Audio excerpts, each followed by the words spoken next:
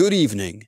This is the DRC Conflict Report for the week ending September 21st, 2025, prepared and presented by William Muyuku.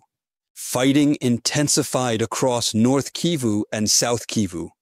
The rebels of M23, backed by Rwanda, engaged the Congolese armed forces and Wazalendo along key fronts in Masisi and Walikale. Congolese army's air and artillery strikes were reported around Mpeti, Malemo, Bibwe, Nyenge, and Hembe, prompting fresh displacement and elevating civilian risk. The Congolese army conducted targeted bombardments and localized counteroffensives to blunt westward pushes by the rebels of M23. In Walikale's Kisimba area, verified local reporting indicates serious civilian harm following strikes on September 19, with more than 24 deaths and subsequent arrests during cordon operations attributed to the rebels of M23.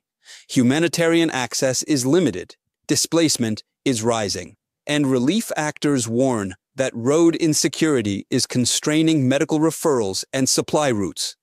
Military sources state the Congolese army remains on heightened alert across North Kivu, South Kivu, and Ituri in response to repeated violations. In South Kivu, Zibira was fiercely contested.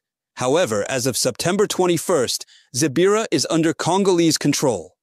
The Congolese army and Wazalendo report holding the locality after repelling attempts by the M23 rebels, backed by the Rwandan army, to push toward Mulamba and threaten axes linking to Kindu, Kisangani, and Kalemi.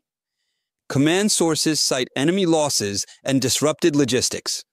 Local leaders caution that while Zibira is held, the periphery remains fluid, with possible engagements along approach roads and in mining zones. On the political front, a technical framework for prisoner exchanges has not translated into broader de-escalation. Implementation is stalled, and both sides continue to trade allegations of ceasefire breaches. Security officials reiterated a standing appeal to Congolese personnel reportedly coerced into rebel ranks to defect safely and help protect civilians. Regional observers warn that pauses in one sector are often offset by pressure elsewhere, underscoring the fragility of local ceasefires. In the week ahead, expect probing attacks and counterstrikes along the Masisi-Walikale axis, and renewed testing of defenses around strategic hubs in South Kivu. Civilians remain most at risk near junctions, health facilities, and markets where front lines intersect populated areas.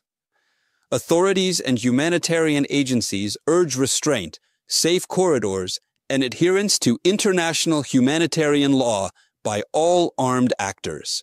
This was the DRC Conflict Report, prepared and presented by William Muyuku. Subscribe and follow our social platforms to not miss our next news. Peace and love.